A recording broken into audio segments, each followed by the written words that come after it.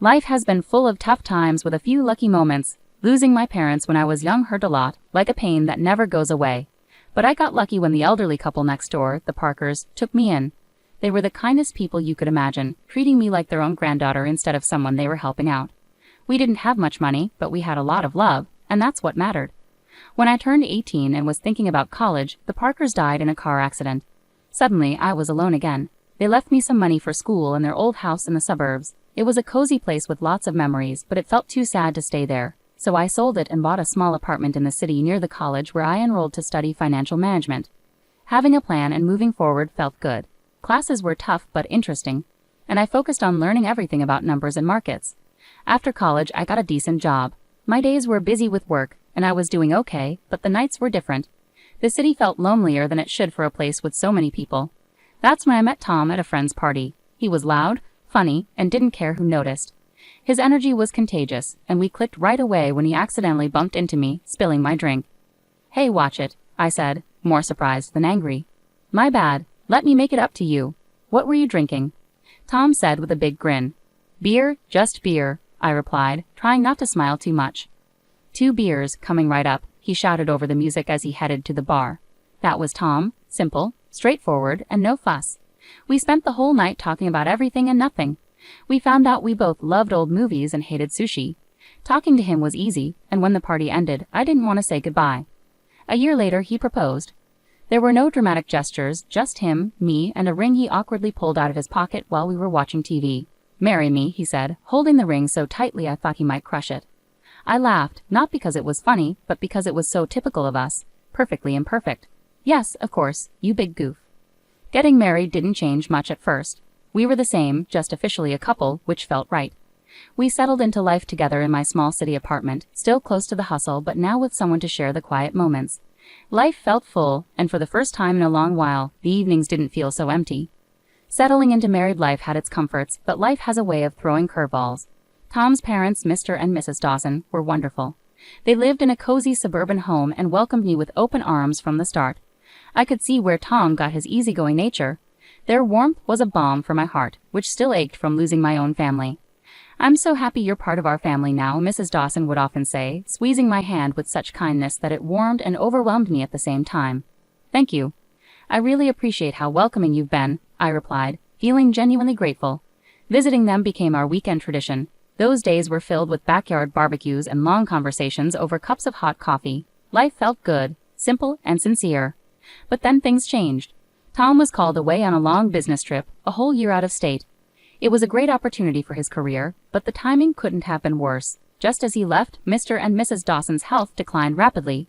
It happened so quickly that Mrs. Dawson, bless her heart, sounded frantic with worry when she called. "Grace, I hate to ask, but I really need your help here. Mr. Dawson is not doing well," her voice thick with tears she was trying to hold back. Without a moment's hesitation, I packed a bag and went to the suburbs. Seeing Mr. and Mrs. Dawson so frail shook me deeply. He had always been a pillar of strength and now looked fragile, connected to life through a tangle of medical equipment. I seamlessly settled into their routine, taking care of cooking and cleaning while Mrs. Dawson focused on Mr. Dawson's care. In the evenings, I sat by their side, reading aloud his favorite books, often finding him asleep before I finished a chapter. "Thank you, Grace," he'd whisper on the good days, his voice a mere whisper of its former strength. "It's my pleasure, really," I'd reply, squeezing his hand gently, hoping to offer comfort through my touch. One quiet afternoon, as I was chopping vegetables for dinner, Mrs. Dawson sat down at the kitchen table looking older than her years. "Grace, I don't know how to say this, but we're in a bit of a bind," she began, nervously twisting her hands together. "Mr. Dawson was the main earner, you know, and with him like this?" I set down the knife, giving her my full attention. "We're in a tight spot, honey.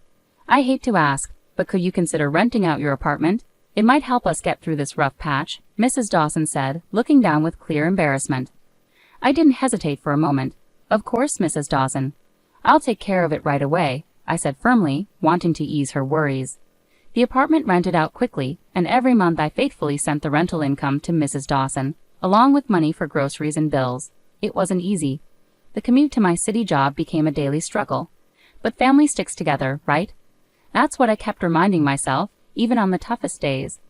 "You're a lifesaver, Grace," Mrs. Dawson would often say, her relief palpable each time I handed over the money. "It's what family does." I'd reply, though some nights, lying in the guest room and hearing distant sirens from the city, I couldn't help but feel the weight of my responsibilities. Harry's calls were my only relief, his voice a connection to another world. "How are things going, Grace? Are you managing okay?"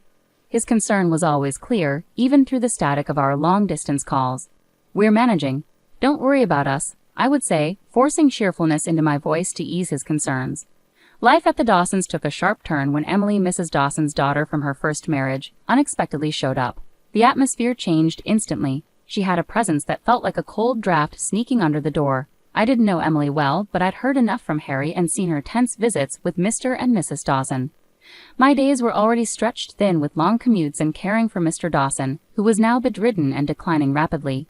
Emily's arrival added a new layer of tension.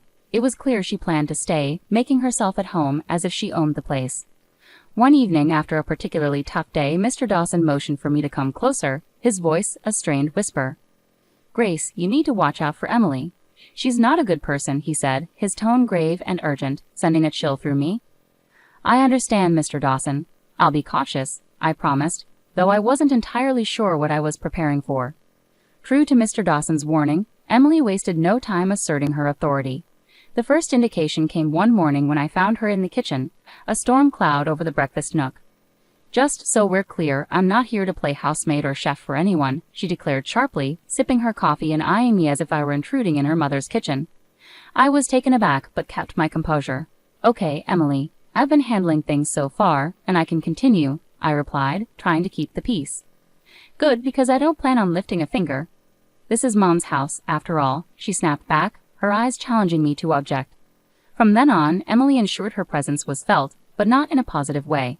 She ordered takeout only for herself and her mother, leaving their empty boxes for me to clean up. Her disdain was clear and hurtful, but I endured it for Mr. and Mrs. Dawson's sake. "Grace, why don't you join us for dinner tonight?" Mrs. Dawson suggested one evening, a rare moment of warmth in her voice. Before I could respond, Emily interjected sharply. "Mom, Grace has been busy all day. She probably prefers eating later," her words laced with false concern, yet the message was unmistakable. I wasn't wanted. The days grew more difficult, my workload increasing. Emily's entitlement pervaded every corner of the house. At night, I could hear her whispering with her mother, poisoning her against me with her words. Mrs. Dawson, once kind and understanding, began to change, her demeanor colder, her gratitude less frequent. A couple of weeks later, Mr. Dawson passed away. The funeral was somber, with Harry flying in just in time to bid his farewells. It was the first time in months we were together, and having him by my side brought a sense of relief. Yet amidst the grief, I sensed a significant change at the Dawson home.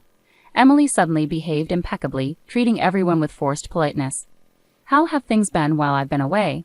Harry asked quietly during a brief moment alone after the service. "Fine. Everything's been fine," I lied, forcing a smile. I didn't want to burden him further. His own grief was already too much to bear. "Are you sure? You look exhausted," he pressed, concern etching his brow. "It's just been busy, helping out around here," I reassured him, avoiding his gaze. It wasn't the right time to delve into the brewing turmoil beneath the surface.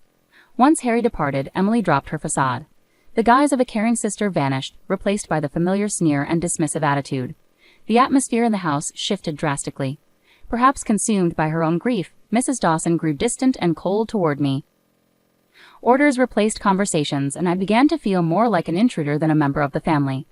Emily took control of the household as if she were the lady of the manor, showing little regard for anyone's feelings but her own. She started barging into my room without knocking, rifling through my belongings as though searching for hidden treasure.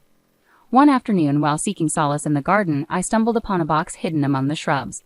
Curious, I opened it only to discover my watches, jewelry, and even some of my underwear inside. My heart sank. Nearby, I found several of my dresses tossed carelessly over a bush.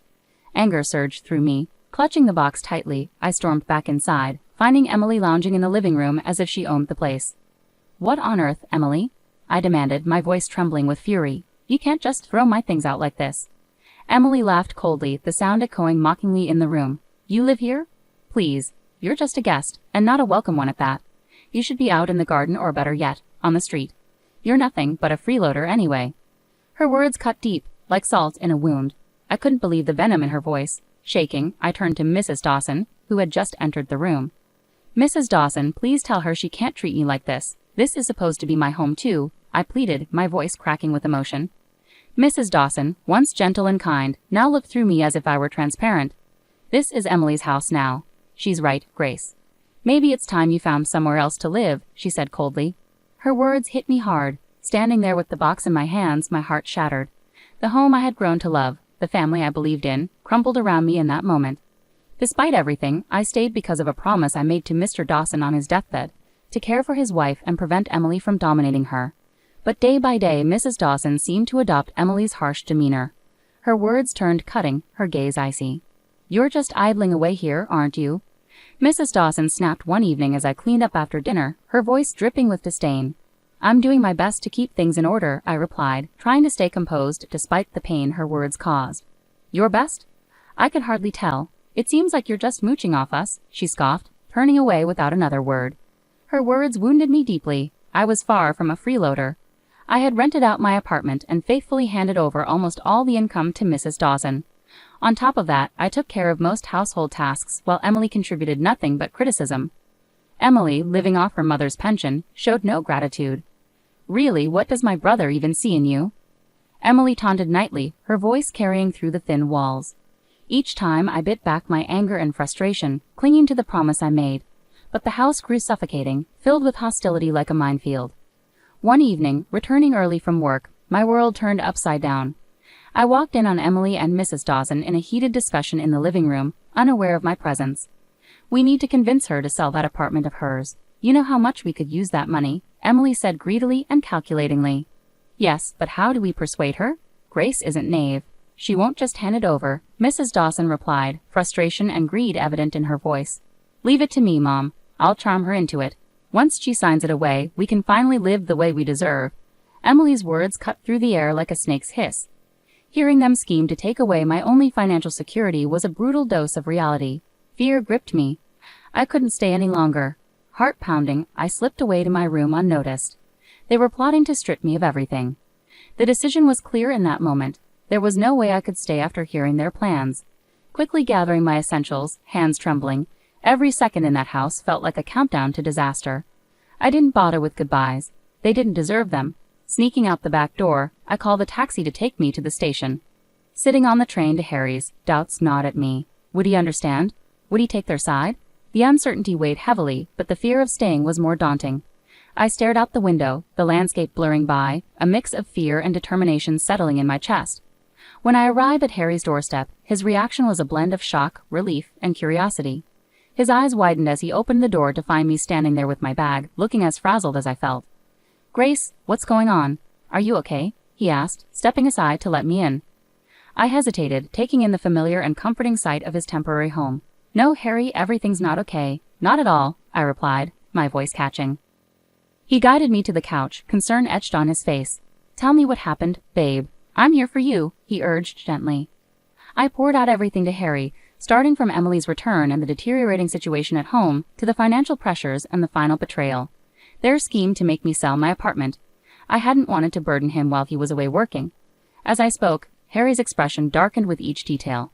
By the time I finished, his fists were clenched, his jaw tight with anger. Why didn't you tell me about any of this sooner? He asked, his voice a mix of fury and concern. I didn't want to cause you more stress. I thought I could handle it, I confessed, feeling foolish now. Grace, damn it, you shouldn't have had to handle any of this alone, he exploded, rising to pace the room. I can't believe my mom and Emily would treat you like this. He stopped abruptly and faced me, his eyes blazing with determination. I won't let anyone treat my wife that way. No way, he declared firmly, pulling out his phone. I watched, heart pounding, as Harry dialed his mother. The phone barely rang twice before she answered. I couldn't hear her side of the conversation, but the tension in Harry's posture spoke volumes. Mom, this has to stop. I know everything now, and I won't stand for it. If Emily doesn't leave and if you don't start treating Grace with respect, we won't be able to support you anymore. No more financial help, nothing. Harry's voice was firm, leaving no room for negotiation. There was a terse exchange, followed by silence.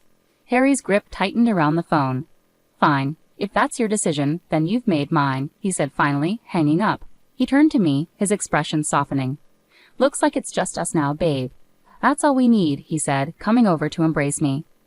I leaned into him, finding solace in his arms amid the storm of emotions. Just us, I whispered, feeling the truth of his words. Now on our own, it felt right. Harry and I stayed up late into the night, planning our future without the burden of supporting his mother and Emily. We discussed practical matters like my remote work and our financial strategies, laying the groundwork for a new chapter together, just the two of us. Whatever happens, we're in this together. You and me against the world, right? Harry said with a determined smile. Absolutely, I replied, feeling reassured with him beside me. Against the world.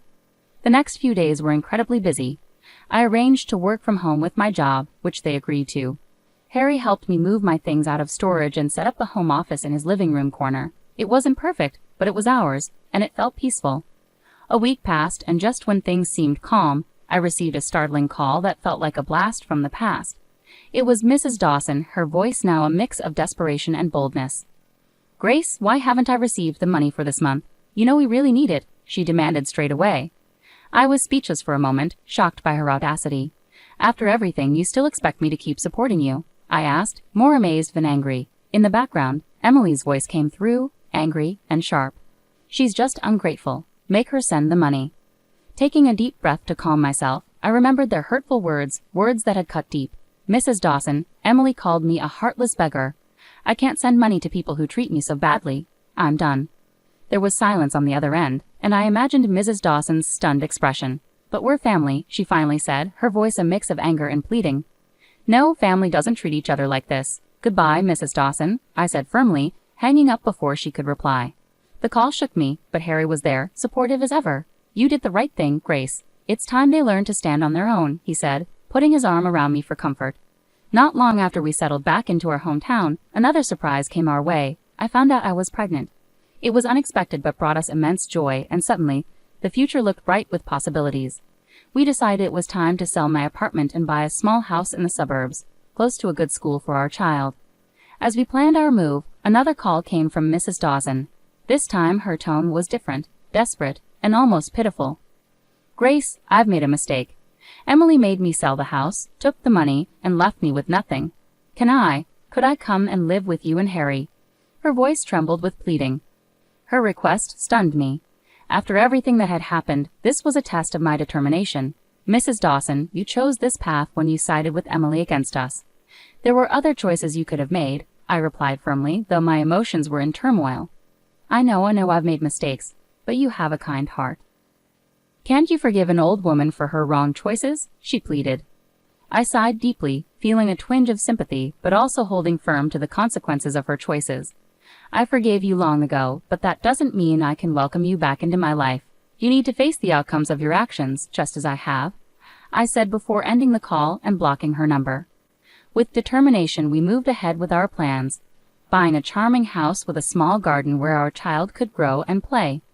On a lazy Sunday morning, as I leisurely flipped through the newspaper over coffee, a headline caught my attention. Local woman arrested for massive fraud scheme. There in the picture was Emily, in handcuffs and looking defeated. I couldn't help but feel a mix of shock and perhaps a small sense of vindication. Harry, look at this, I called out, holding up the newspaper for him to see. It's Emily. She's been arrested for fraud. Harry took the newspaper, his expression serious as he scanned the article. Wow, can't say I'm surprised, but it's a lot to process. Yeah, it is, but she made her decisions, and now she's dealing with the consequences, I replied, feeling a sense of closure I hadn't realized I needed. Over time, we heard through friends that Mrs. Dawson was living in a small apartment, working 2 jobs to make ends meet. Her pension wasn't enough to cover her living expenses and repay the debt Emily had left behind.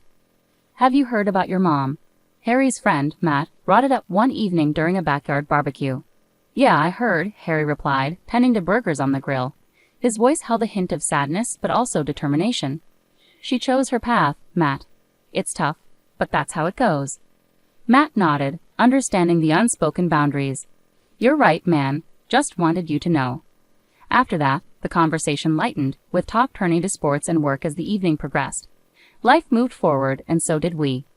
The joy of our new life became even clearer when Mia arrived. Becoming parents changed everything. It shifted our priorities, our dreams, and even started to heal some old wounds by filling them with new love. Can you believe she's ours? I whispered to Harry one night as we watched Mia sleeping peacefully in her crib. She's perfect, Grace. Absolutely perfect, Harry whispered back, his voice filled with emotion. We cherished each day, celebrating every little milestone Mia reached, each smile, each giggle. She was our little miracle, and with her the difficulties of the past seemed to fade away, making space for new and better memories. Each day was simple yet filled with small moments of joy that created a beautiful tapestry of family life.